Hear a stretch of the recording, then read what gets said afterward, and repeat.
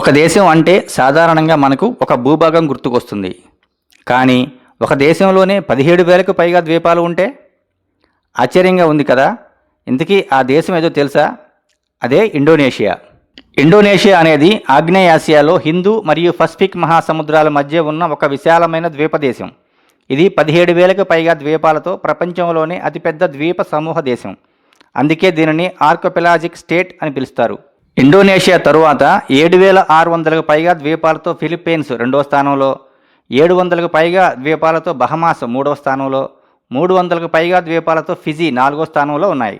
ఇండోనేషియాలో 700కు పైగా స్థానిక భాషలు మాట్లాడే వందలాది విభిన్న జాతుల సమూహాలకు ఇది నిలయం. అధికార భాష ఇండోనేషియా.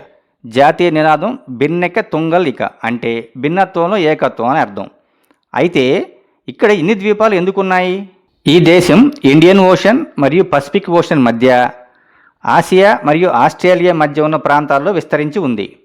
ఇక్కడ అనేక ద్వీపాలు, సముద్రపు భౌగోళిక నిర్మాణాలు మరియు టెక్టోనిక్ ప్లేట్స్ కలిసే ప్రాంతాలు ఉన్నాయి.